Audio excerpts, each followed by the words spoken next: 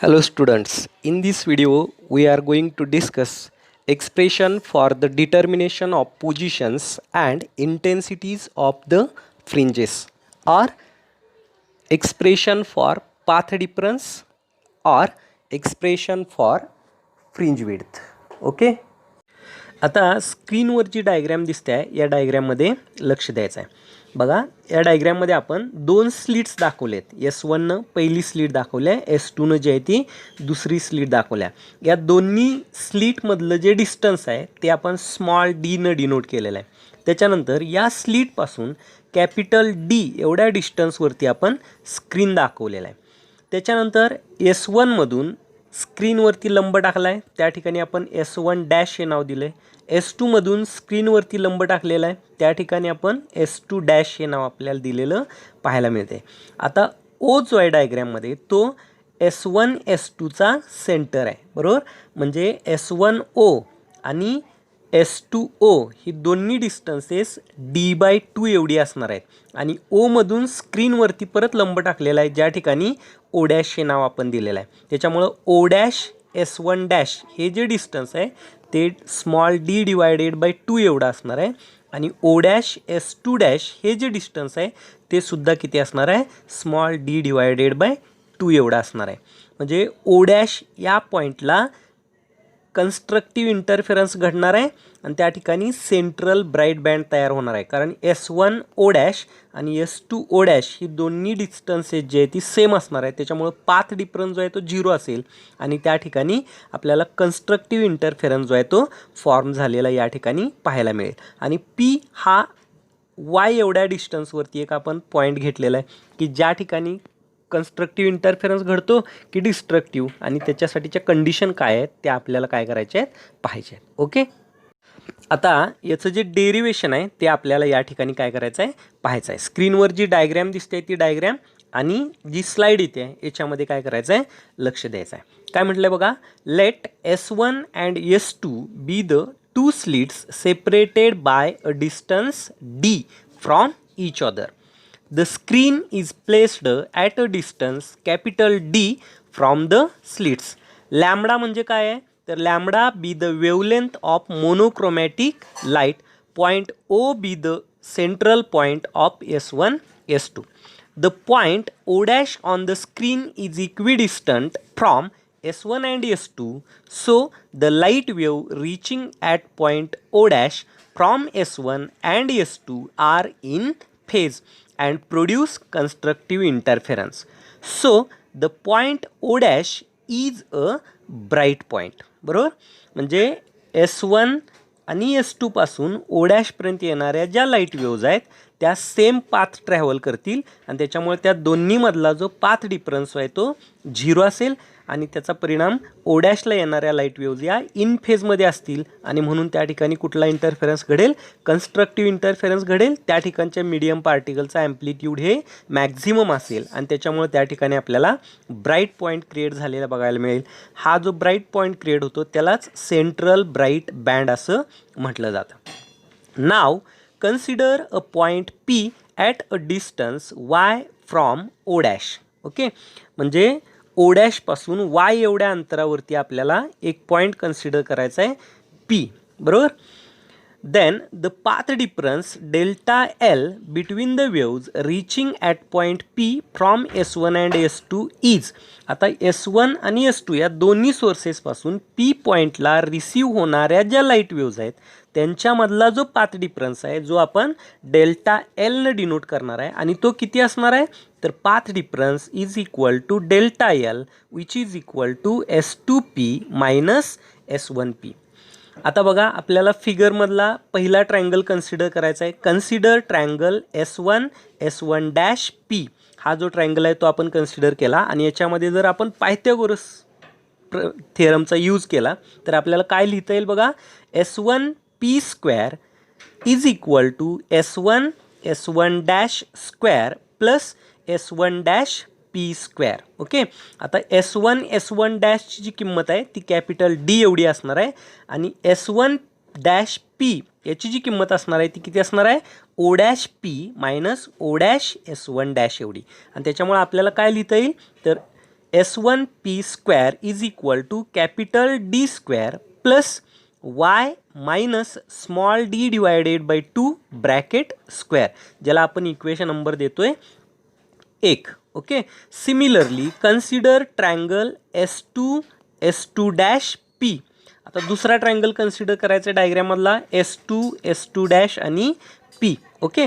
Bye Pythagoras, त्याच्यामध्ये जर आपण पायथागोरस थिअरम वापरला तर काय लिहिता येईल बघा, S2P square is equal to S2 dash square plus S2 dash P square.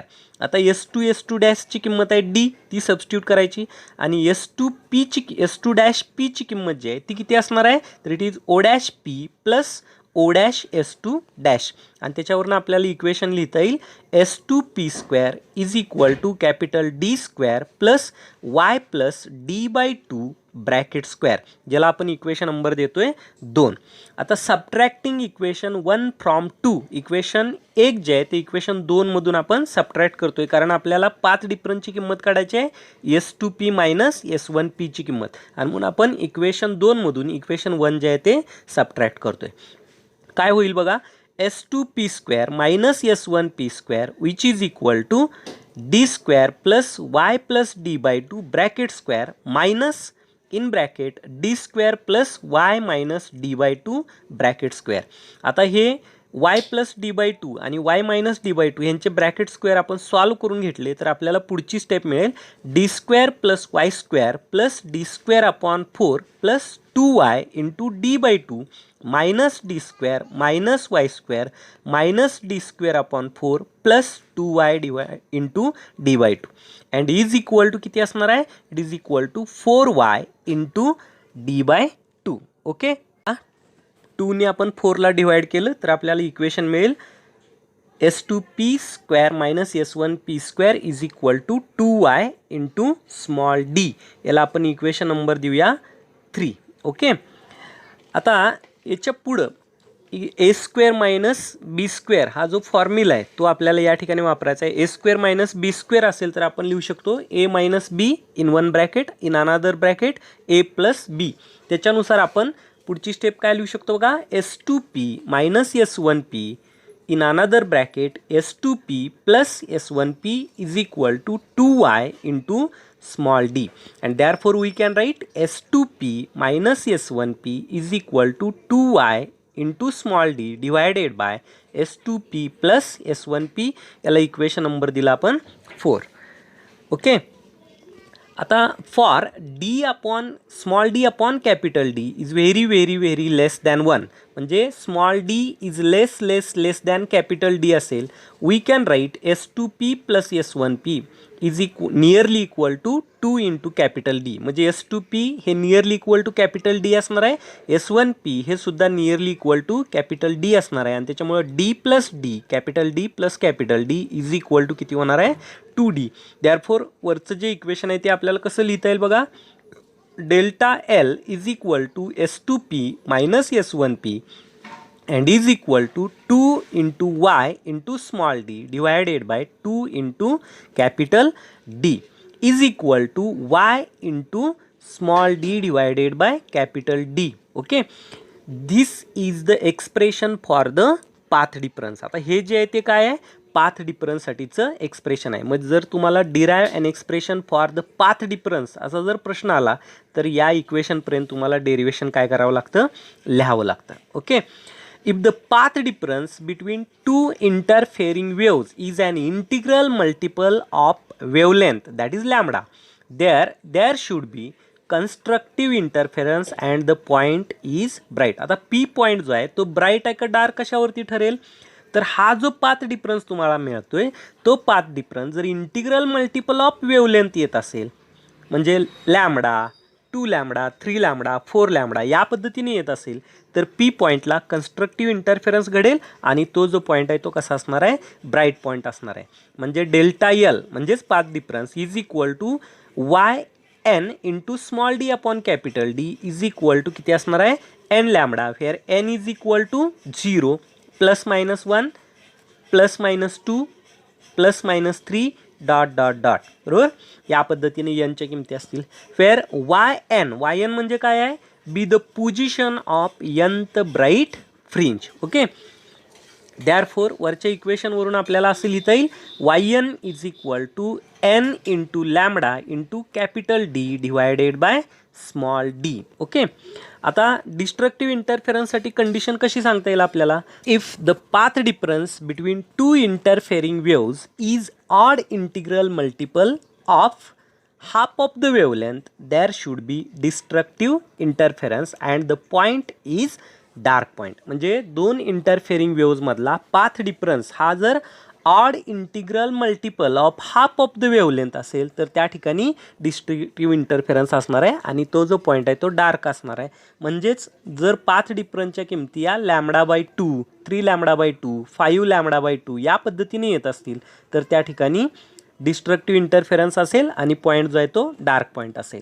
म्हणजेच आपल्याला काय लिहिता येईल बघा, delta L is equal to lambda N into small D upon capital D is equal to in bracket n-1/2 bracket complete into lambda, where n is equal to +-1 +-2 +-3 dot dot dot. Okay, where yn म्हणजे काय असणार आहे, be the position of nth dark fringe. आणि वरच्या इक्वेशनवरून आपण yn ची किंमत लिहू शकतो, yn is equal to in bracket n-1/2 bracket complete into lambda into capital D divided by small d. Okay, यानंतर आपल्याला पाहायचं आहे फ्रिंज विड्थ कशाला म्हटलं जातं आणि मग फ्रिंज विड्थचं एक्सप्रेशन काय आहे ते आपल्याला या ठिकाणी पाहायचं आहे. तर फ्रिंज विड्थ कशाला म्हणायचं, तर याची डेफिनेशन अशी आहे, the distance between any two successive dark or any two successive bright fringes is equal and this distance is called as fringe width or it is also called as band width. म्हणजे कुठल्याही दोन successive bright fringe मधलं distance आणि कुठल्याही दोन dark फ्रिंजेसमध्ये असणारं distance हे same असलेलं आपल्याला पाहायला बघायला मिळतं आणि ह्या डिस्टन्सलाच काय म्हटलं जातं, फ्रिंज विड्थ किंवा बँड विड्थ असं म्हटलं जातं. म्हणजे if yn be the distance of nth bright band from central bright band and yn+1 be the distance of n+1th bright band from central bright band, then the fringe width w is equal to delta y, that is the difference between these two distances, is equal to आपल्याला लिहिता येतं yn+1 minus yn. आता वरती जी आपण एक equation पाहिलं होतं बघा, yn is equal to n lambda into capital D upon small d. हे इक्वेशन nth आणि n+1th ब्राईट बँडसाठी जर आपण वापरलं तर आपल्याला इक्वेशन मांडता येतं w is equal to n+1 into lambda into capital D divided by small d. हे yn+1 साठी आपल्याला लिहिता येतं आणि yn साठी आपण लिहू शकतो minus n into lambda into capital D divided by small d. yn+1 आणि yn यांच्या किमती आपण वरच्या कन्स्ट्रक्टिव्ह इंटरफेरन्सची जी कंडिशन आपण बघितली होती त्याच्यावरनं जी yn ची किंमत आपण काढली ना, त्या इक्वेशनवरून आपण ह्या मांडू शकतो. आणि दॅरफोर w इज इक्वल टू आपल्याला लिहिता येतं n+1 minus n into lambda into capital D divided by small d, and therefore W, that is fringe width, is equal to lambda into capital D divided by small d. Both dark and bright fringes are equidistant.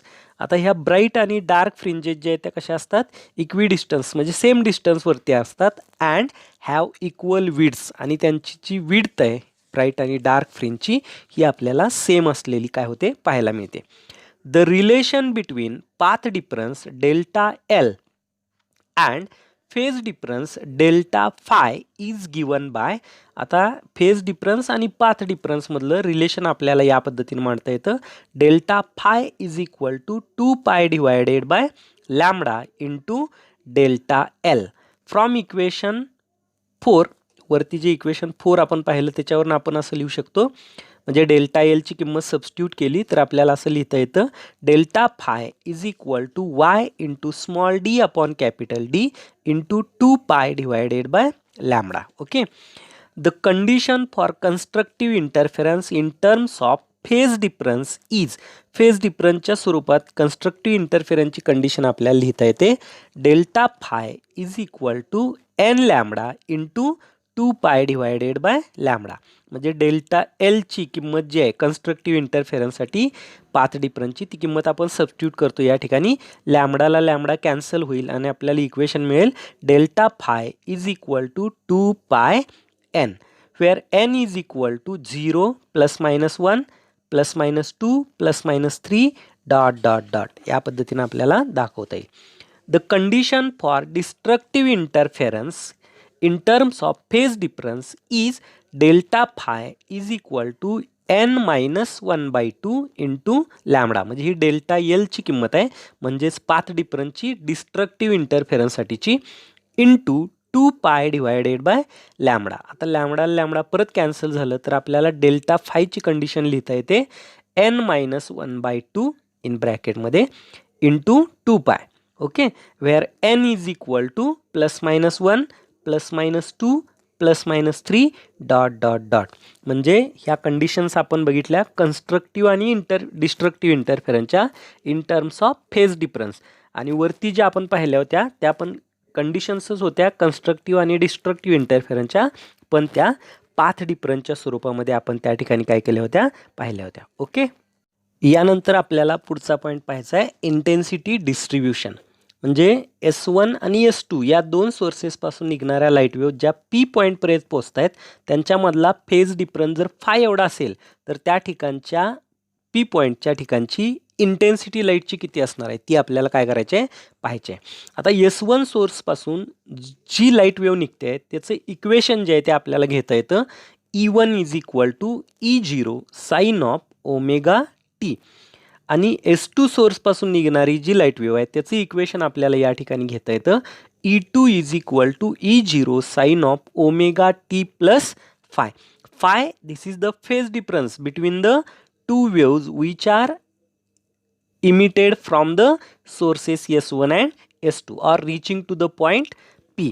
Okay, the resultant intensity, आता ह्या दोन्ही सोर्सेसपासून emit होणाऱ्या लाईटची intensity I0 ही कशी असणार आहे directly proportional असणार आहे कोणाशी square of the amplitude of each wave. आणि त्या दोन्ही वेव्ह यांचा ॲम्प्लिट्यूड कसा या ठिकाणी सेम आहे आणि ते आपण E0 न दाखवलं आहे, त्याच्यामुळे आपण लिहू शकतो I0 is proportional to E0 square. Okay, आता ह्या दोन्ही वेव्स P पॉईंटला ज्यावेळेस एकत्र येतील त्यावेळेस त्यांच्यापासून मिळणारी जी रिझल्टंट वेव्ह आहे त्याचं P पॉईंटच्या ठिकाणचं इक्वेशन काय असणार आहे बघा, तर E is equal to E naught sine of omega T plus E naught sine of omega T plus phi. आता याच्यामध्ये साइन ऑफ ई नॉट आपण कॉमन घेतलं तर आपल्याला लिहिता येईल E naught in bracket sine omega T plus sine of omega T plus phi. Okay, आता sine plus साइनचा फॉर्म्युला या ठिकाणी वापरायचा आहे 2 कॉस साइन. आणि त्याच्यानुसार आपल्याला इक्वेशन काय लिहिता येईल बघा 2 into E0 cos of omega T minus phi divided by 2 multiplied by sine of omega T plus phi divided by 2. That is 2 into E0 cos of, आता हे ओमेगा टी 0 होईल आणि राहील फक्त minus phi by 2 into sine of omega T म्हणजे 2 omega T plus phi divided by काय होईल 2 होईल. आता कॉस ऑफ मायनस थीटा याच्यासाठी आपल्याला ट्रिग्नॉमेट्रीनुसार काय लिहिता येतं कॉस थीटा. त्याप्रमाणे आपण हे इक्वेशन कसं लिहू शकतो E is equal to 2 into E0 cos of phi by 2 म्हणजे हे मायनस जे आहे या ठिकाणचं ते निघून जाईल इंटू साइन ऑफ, आता 2 न जर डिवाइड तो डिनॉमिनेटर जो आहे तो सेपरेट दिला आपण तर 2 ला 2 कॅन्सल होईल आणि आपल्याला इक्वेशन लिहिता येईल sine of omega T plus phi by 2. म्हणजे आपलं ईचं इक्वेशन होईल 2 into E0 cos of phi by 2 into sine of omega T plus phi by 2. Okay, आता ह्याच्यामधलं हे 2 into E naught cos of phi by 2 हे काय असणार आहे तर this is the amplitude of the resultant wave. Thus the intensity at point P पॉईंटला असणारी इंटेन्सिटी आहे ती डायरेक्टली प्रोपोर्शनल असेल कोणाशी, स्क्वेअर ऑफ द ॲम्प्लिट्यूडशी. म्हणजेच काय तर modulus of 2E0 cos of 5/2 modulus square. याच्याशी ती कशी असणार आहे, डायरेक्टली प्रोपोर्शनल असणार आहे. And it will be equal to, आणि ती किती असणार आहे तर ह्याचं स्क्वेअर केला आपण तर 4 इंटू E0 स्क्वेअर होईल. आणि E0 square is proportional to I0 आहे. त्याच्यामुळे आपल्याला काय लिहिता येईल, 4 into I0 cos square 5/2. In case of the waves which have different amplitudes say E10 and E20. आता जर दोन इंटरफेरिंग वेव्हची ॲम्प्लिट्यूड ही जर वेगवेगळी असतील, पहिल्या वेव्हचं E10 असेल आणि दुसऱ्या वेव्हचं E20 असेल, तर at the centre of the bright fringe the amplitude will be E10 plus E20.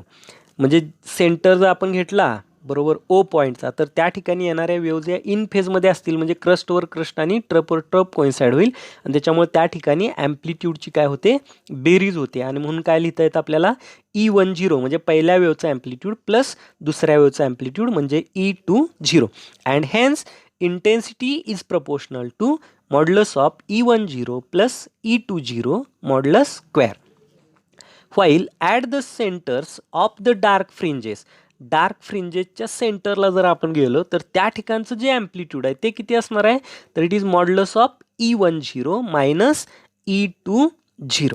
ह्या दोन्ही ज्या दोन इंटरफेरिंग वेव्ज आहेत त्यांच्या ॲम्प्लिट्यूडची सबट्रॅक्शन असते, कारण क्रस्टवर ट्रप आणि ट्रपवर क्रस्ट कोइन्साइड होतं डार्कनेसच्या ठिकाणी, म्हणजेच डिस्ट्रक्टिव्ह इंटरफेरन्स त्या ठिकाणी घडतो. अँड हेन्स त्या ठिकाणची जी इंटेन्सिटी आहे ती कशी असणार आहे तर it is proportional to modulus of E10 minus E20 modulus square. Okay, या पद्धतीनं आपल्याला इंटेन्सिटी डिस्ट्रीब्युशन जे आहे इंटरफेरन्स बँडमधलं ते काय करता येतं, पाहता येतं. Okay, thank you.